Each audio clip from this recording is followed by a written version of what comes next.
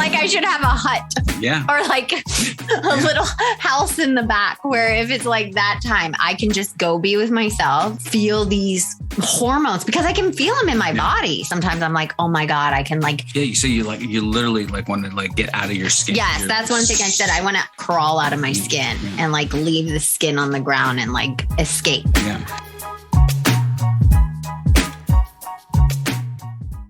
I want to tell you about a new show I think you will love. People Magazine's People Every Day, hosted by editor-at-large Janine Rubenstein.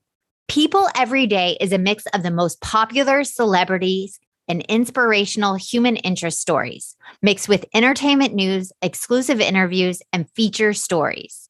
From unpacking Britney Spears' conservatorship and cultural scandals to interviews with the stars like Julianne Moore, The Rock, Chelsea Clinton, and more. People Every Day is your daily dose of pop culture and what makes us human. Shh. Welcome to the Secret Life Podcast. Tell me your secret. I'll tell you mine.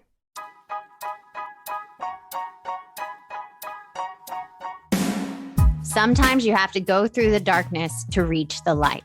That's what I did. After 12 years of recovery in sex and love addiction, I finally found my soulmate, myself. Please join me in my novel, Secret Life of a Hollywood Sex and Love Addict, a 4-time bestseller on Amazon. It's a brutal, honest, raw, gnarly ride, but hilarious at the same time. Check it out now on Amazon.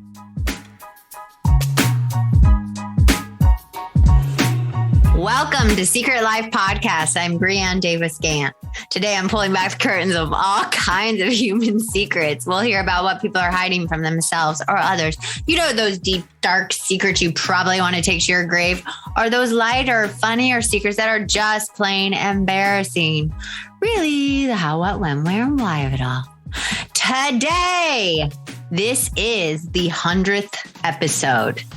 Wow. And my guest today is Mark, the other half of Secret Life Podcast, and me, Brianne. So I have to ask us, which I don't want to ask us, just so you know. Dun, dun, dun. What is your secret? My secret is that I become Dr. Jekyll and Mr. Hyde when I am hormonal or on my period. And my secret is, as much as I say, oh yeah, I understand that you're on your period, I can't help but react or poke the bear. I can't stop. You can't stop yourself. I feel like it's personal attack on me. And so that's my secret. So we didn't want to do this episode. Like, let's be honest. Like we were like, we don't want to do this. But in our life right now, and especially my hormones are getting crazy and they're affecting me, you know, at least twice a month in like 2-day periods. And Mark and I were like, does anybody else have this? Does anybody else want to crawl out of their skin and like kill somebody else when they're this hormonal? And so that's why we decided to do this episode. I'm very uncomfortable right now. Like I feel like I do want to crawl out of my skin because I'm going through it right now. Well, that's the thing. I was going to say you're going through it right now. So it's sort of like the perfect thing. Like, I guess we should do it today, which, by the way, I do not want to do it today for that exact reason, because just 2 seconds before we started doing it, I said, I think there's something like right there on your cheek. She's like, what, where? I don't see it. And she's like, it's a black dot. Like, she's like, I'm so annoyed right now. I'm so irritated. I'm like, I don't even, what did I do? I'm like, I'm so irritated with you. It's a freckle. Leave me alone. Women have to be perfect. Yeah, that's like, literally what I just. I think it's like a piece of like little from your eyelash or whatever. I mean, don't say whatever. I mean, that's like a whole nother thing. So yeah. So that's how I feel right now. Like, I just want to like hurt somebody because I'm hurting physically. So this obviously, you know, neither of us are doctors. So this is not going to be an episode of like, we're going to break down, you know, why the body does this and how that affects the chemicals in the brain, which would obviously be great. And if anybody knows, please reach out. Reach out. You know what? We might put some links in the description, but I think it's why I think what came up was the biggest thing for me is that it feels like you just said, it's like Dr. Jekyll and Mr. Hyde. Mm-hmm. Like last night we're having this really great conversation. Like, I'm like, wow, she's become so compassionate for herself and listening to how you're talking. And then this morning you wake up and everything's annoying that I do, like everything, like just, I thought you were going to make the shake. I'm like, I didn't know we didn't have the conversation. I was going to make the shake, but I do usually make the shake. I just hadn't made the shake. Now, in the past, yes, I'll say that I have engaged with that, which we call poking the bear. Yes. Poking the bear. Don't poke the bear. You're the bear. Yes. I'm poking the bear. Yeah. By engaging in retaliation with Dr. Jekyll. I guess. Yes. But that's the thing is like, I asked you don't poke the bear and then you still poke the bear. It's like, you can't even help it. And I almost think because my hormones are going kookadoo, then your hormones are going kookadoo. Because they do say men have PMS, just so you know, and they can sync up with their partner. Right. Well, I definitely feel like that we can sync, that we're synced up, and that I'll definitely feel agitated, irritated, you know, and at times. Yeah. But again, I'm curious if other couples have dealt with this, because, you know, I know some people have. Yeah. Well, I did read that article about Dax Shepard and Kristen Bell, and a friend sent it to me that she has to hormonal regulate because they almost break up every time she's like about to have her period. Yeah. And I was like, oh, that's why we should do it and talk about it, because I've never heard another couple actually say. Oh, I thought you said you were going to take the pill. The thing, whatever she's going to do. I don't understand. No, she's what that not means. taking what is that? What self-regulate. What does that mean? I don't know. When I read the article, there was nothing. I think the awareness of it. Oh, okay. I think the awareness of it and the conversation of it, and just like saying, this is how I'm feeling. I want to crawl out of my skin. I'm so angry and you're annoying me. And I don't know why. Because here's the thing. I have so much sobriety, 12 years, right? So I understand that feelings are just feelings, and there's no truth a lot of the times to the feelings. So when these moments happen, I can rationally say to my husband, who's sitting here, that I'm irritated. You haven't done anything wrong, but you're annoying the crap out of me. And I can say that. But then it still just overtakes me. And I even have mental battles in my head where I'm going, why are you irritated? Just let it go. Who cares if he's chewing loudly? Like, who cares if he's in my way when I'm trying to make a tea? Like, he's standing in the way. Like, who cares? It's not a big deal. But the rage that's coming out of my body, I can't control it. Right. And I haven't been able to control it since I was 13 years old. Right. At all. And I'm on birth control for it, to regulate it.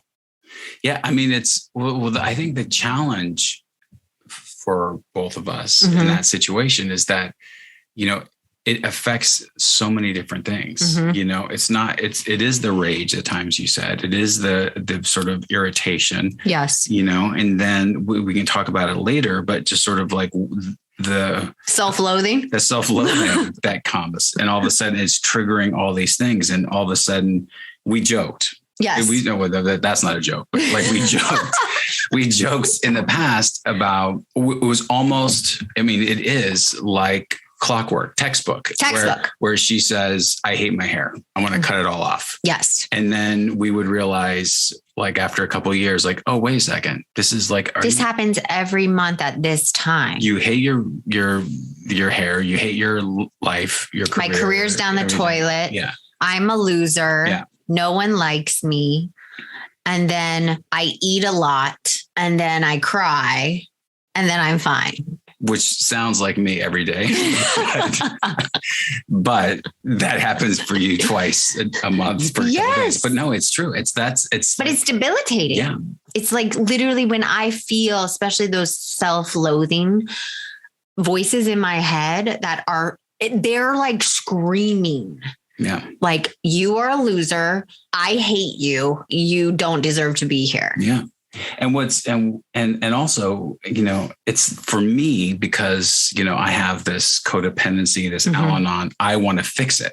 or you've tried. I've tried. And those moments when it's in this place, or like when you've commented on something that I've done or whatever, it's like, I want to fix it. I go, well, why is she acting like this? Let's talk it out. Let's figure out like what it is.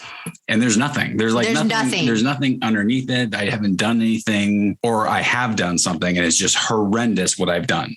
Horrendous.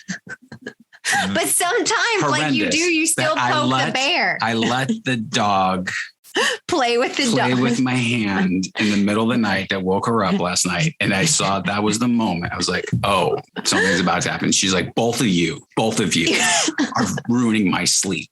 And I'm just thinking, what are you talking about? What? I just woke up. The dog just woke me up. What are you talking about? And there's the dog right there. The dog's oh, she's down there. She's asleep, which I'm sure she thinks like, what did I do? Yeah. But I was so irritated at 1 o'clock in the morning because you were playing with the dog in bed. And I'm like, dude, I'm tired. Don't wake me up. I can't go right back to sleep like you. But here's the thing. I just like want other people and women out there, if they experience this, like you are not alone. I do talk to other people. Someone really close to me has this same issue, and a lot of women feel like this, and you feel out of control with yourself and your hormones, and you just want to throw away your life.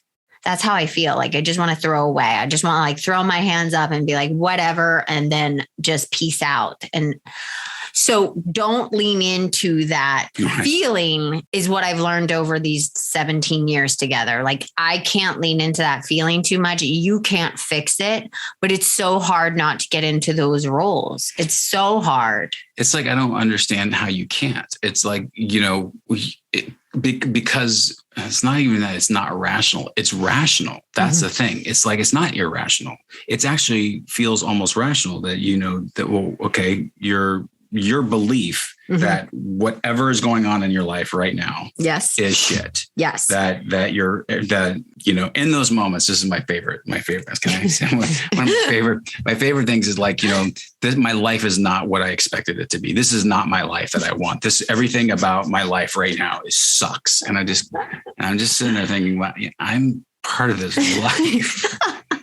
Like, I'm sort of the guy in this thing, but I'm not supposed to take that personal because this is, that's just not, but it's really hard. It is hard. Yeah. And it's hard for me not to like, then defend our life or defend your place in this world and, want to do this whole thing to say, you're not that. What are you talking about? And we go through this whole thing. And then it really hasn't been until I feel so recent, like 6 months, that we started to go, oh, this is like, we can't keep doing the same thing. Yeah. Every time. I think we're sick and tired of being sick and tired of this pattern of being on eggshells when I'm hormonal. But then it's like, how do I get through it? Because I'm on medicine.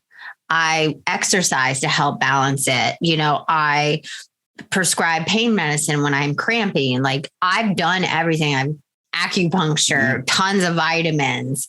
Literally, my doctor said there's nothing else we can do for you. No, but I feel like what you're saying, sort of the self-regulation, is what is happening, is that we're both like, something happened for me too, where it's like, I have to like have a come to Jesus moment of like, this is going to happen every month. Yeah. It's not like we talk about it and then when the third day and it's gone and we just go, oh, okay, so now it's better. Now, oh, okay, so, she loves me again. Okay, good. But then, and then to forget that's going to happen again in 28 days or 21 days or something. And then go, oh, this has nothing to do with me. And it's, and that it's going to blow over and she's powerless over it. Yeah. And I can't fix it. Yeah. Because that's that codependency. I think that and then you get frustrated because you can't fix it. Yeah. Even though we both say you can't fix it. Yeah. You still want to fix it. And I just had a thought, in the villages, when we were living in villages, that when a woman was doing hormonal, she would go into the hut and be by herself through that period, or be with the other women and be away. So that totally makes sense. Yeah. It's like I should have a hut, or like a little house in the back where if it's like that time, I can just go be with myself and like feel these like hormones because I can feel them in my body. Sometimes I'm like, oh my God, I can like feel the like. Yeah. You say you literally like want to like get out of your skin. Yes. That's one thing I said. I want to unsew myself and like crawl out of my skin and like leave the skin on the ground and like escape. Yeah. But yeah, that's why they have huts. Maybe our next house, we should have a hormonal house. I've seen them at Lowe's. They're like a little sort of shed. We can get a little shed for me. A little chair, some music, some speakers, some tea. Right? First 48, State Line. Those are the things I was tea and nice music. That's your shed. That's my shed. Okay. My shed's going to be over there on those days too. I can go in my shed. You go in your shed. But I mean, how else do we move forward so we can see when they're happening? We've marked them on like our calendar, right? Like we say, okay, these 2 days are coming. And then we know, okay, these 2 days are coming.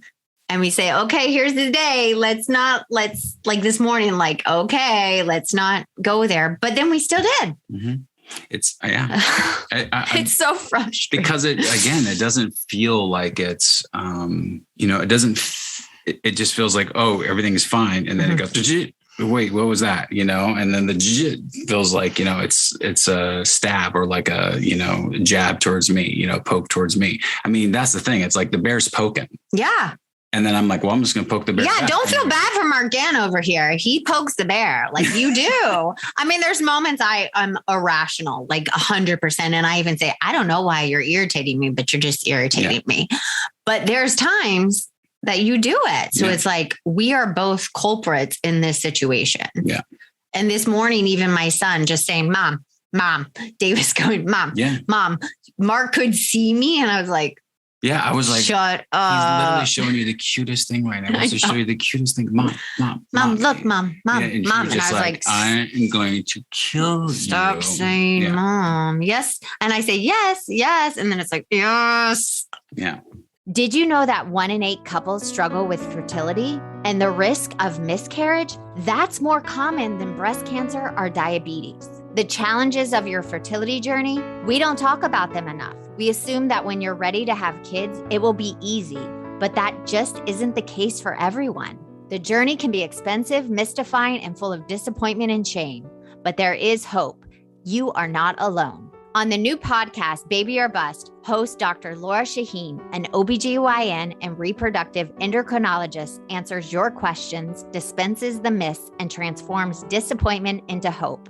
Every episode of Baby or Bust features interviews with experts and real-life fertility survivors to explore answers to questions like, should I put my hips up afterwards? Should I eat pineapple to help the embryo implantation?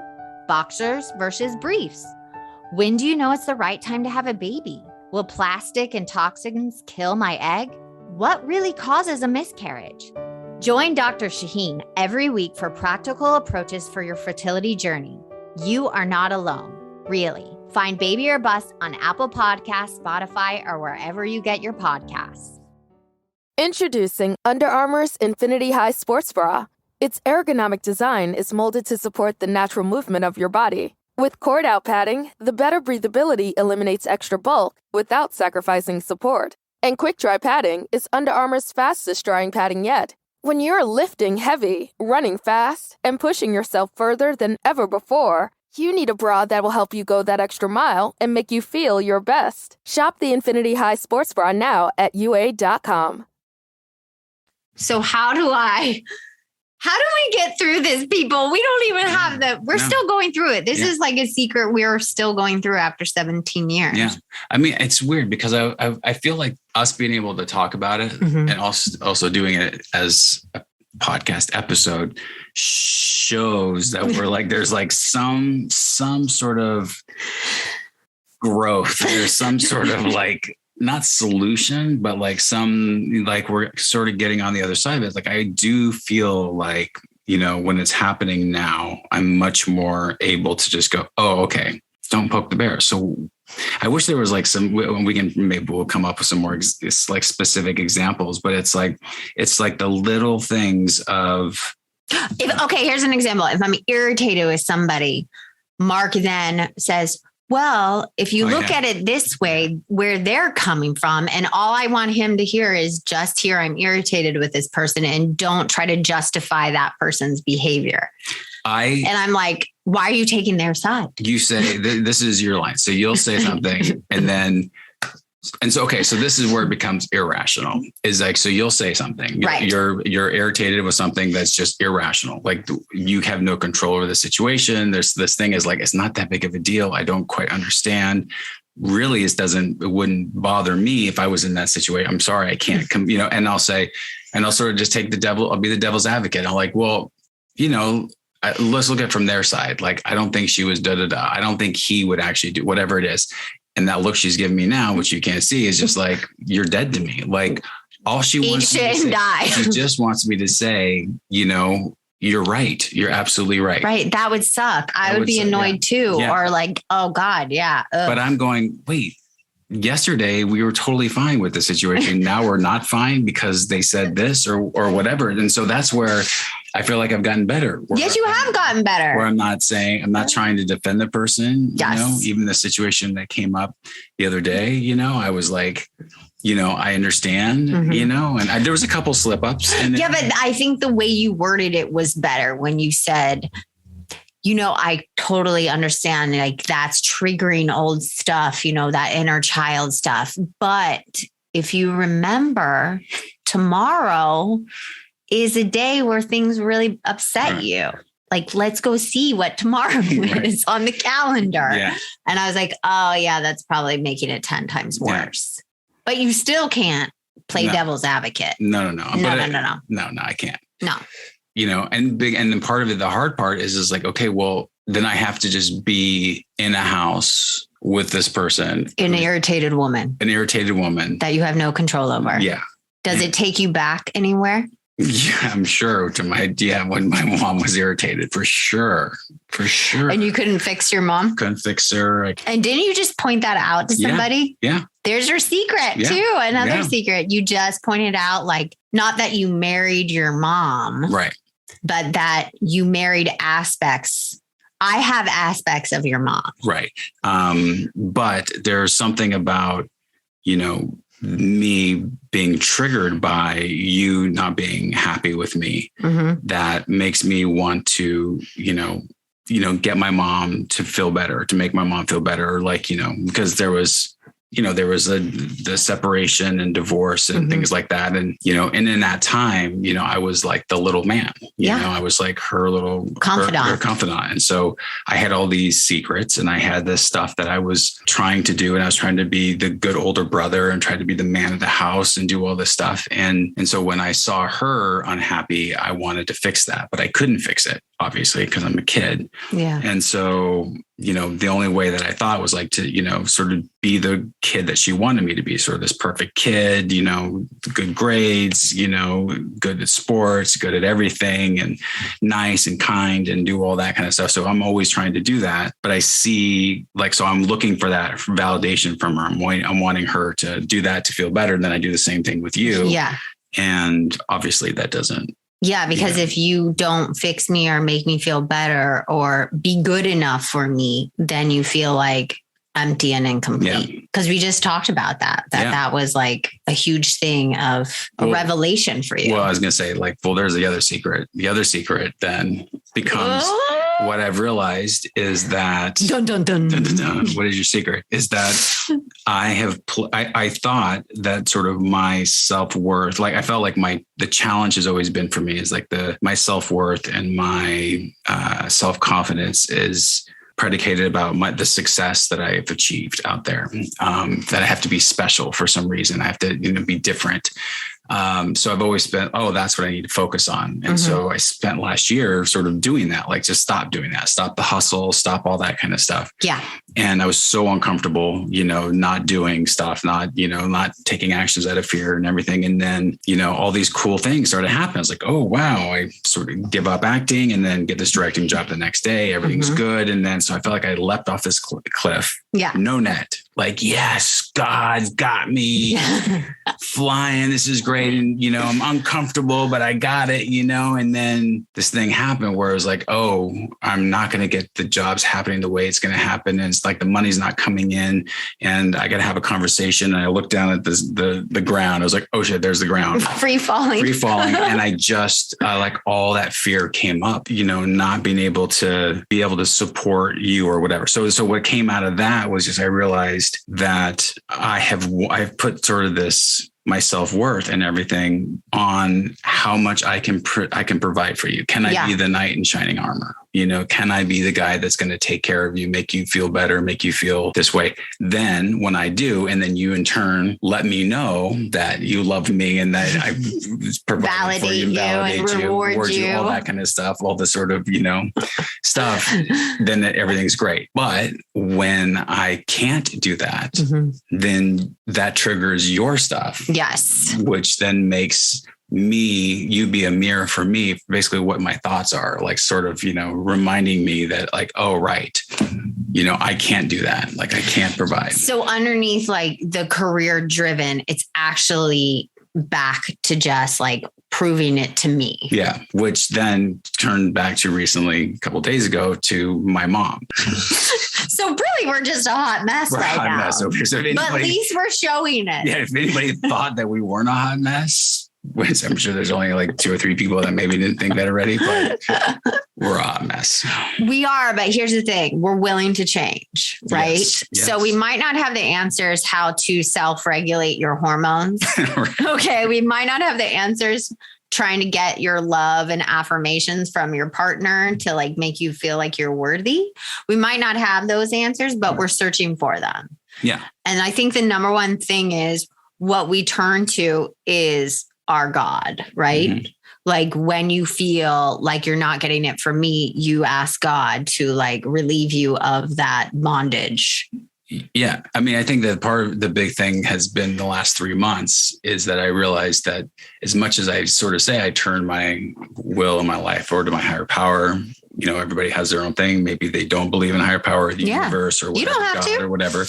But, so that's sort of my thing. But I realized it's conditional. It's like I do say I turn it over, but I also then want the same result. I just not mess with it, but I still want the result. And so what I've had to deal with is like, no, whatever that's supposed to be, whatever happening right now, the present is supposed to be exactly like this. And it's not necessarily that I get what I want as much as I deal with what's here. And what's here sometimes is the humility. Sometimes it's the, being of service. Sometimes stepping back and pausing and not knowing. Yeah. And then I think with the hormonal aspect that triggers your shit. Yes. Because we're both just triggering each other's shit back and forth is that I'm gentle with myself, that, I don't have control over it and I can have compassion and empathy and not get frustrated with you. And then I can always like walk away, right? Which before I wouldn't walk away, I'd attack. Right. So I'm doing that less is like, okay, I feel myself getting irritated. My son's irritating. My husband's irritating. My dog's irritating. I'm just going to remove myself and go take a bath. Right. It feels like those times I do that. Yeah. And you've done it. And just like, I'm just going to walk away, right now. And our son literally just said to me yesterday, he said he was doing something. He wasn't like necessarily annoyed, but he goes, I'm just going to walk away, Dad. Oh yeah. Okay. All right. You do that. You just walk away. Go for it. You're going to go sit in your tent. I'm just going to go sit in my tent, Dad. And then another time I went and I'm like, hey, what are you doing in your tent? He's like, I would like to be alone right now, Mom. Totally. He's 4 years old, like just turned 4 years old. Like, I just want to be, and I don't want to talk, Mom. And I said, okay, you do you. Yeah. And I walked in, I left him alone. So it's like us. Oh my God, I'm going to cry.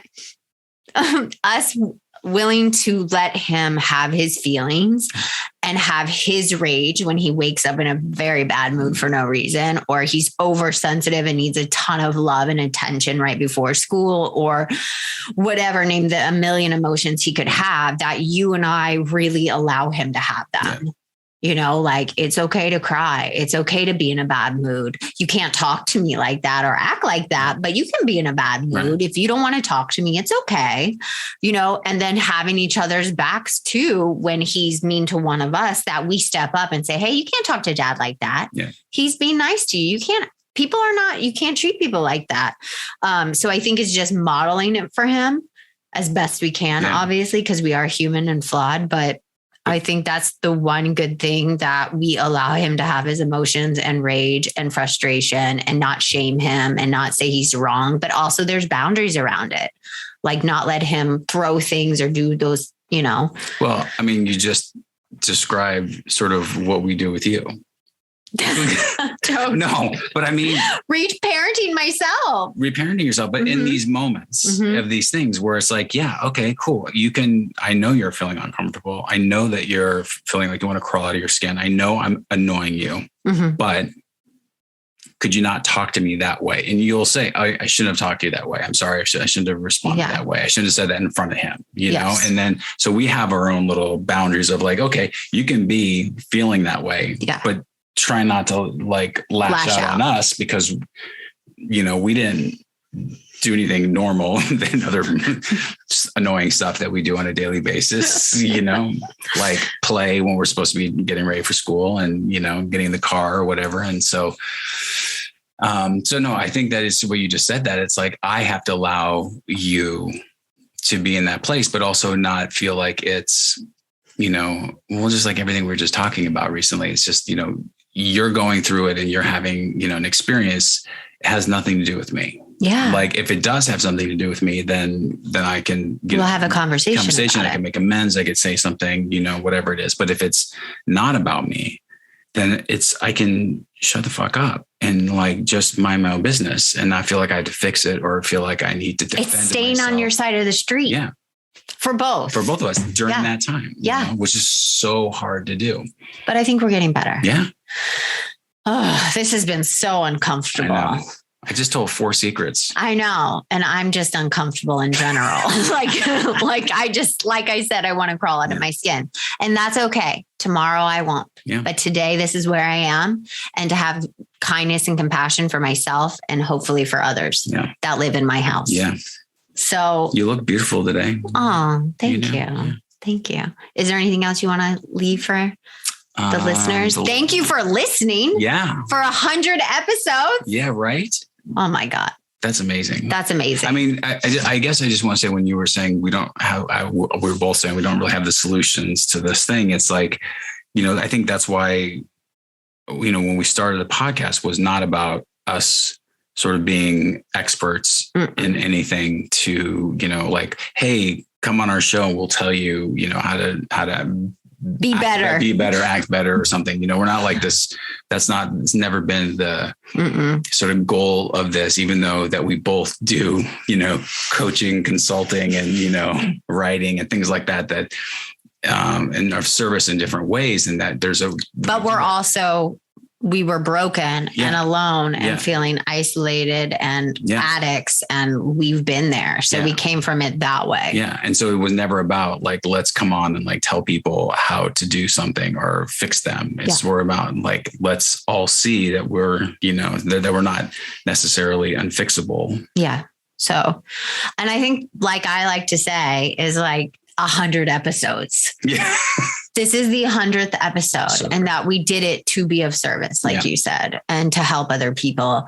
And just us doing this actually feels like it's relieving this secret that our family has carried around that not many people know about. Yeah. The Dr. Jekyll and Mr. Hyde of Brianne Davis on her hormonal days is scary at times. Yeah.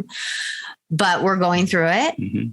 We always are getting on the other side. And with any hardship, there's growth, right? Yeah. Through the darkness, there's the light. We've been always saying it's like every time there's a breakdown, there's a breakthrough. So every time, even though we both don't want to go through it and try our best to like go around and go over it, go under it. Every time we just go through and like say, this is uncomfortable.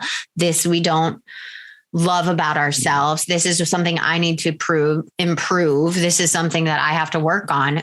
We always get to the other side. So I think doing this podcast, doing it for so many episodes and allowing others to come on, I definitely have more empathy and compassion for myself. 100%. Right? Yeah. And I'm just honored to do this with you. Me too. So I love you. I love you too. And if you want to be on the show, please email us at secretlifepodcast@icloud.com. Until next time.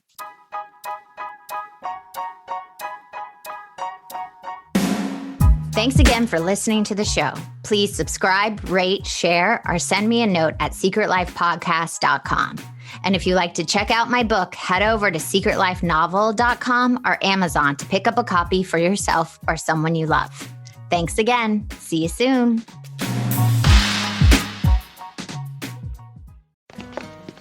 It's Tango Day, everybody.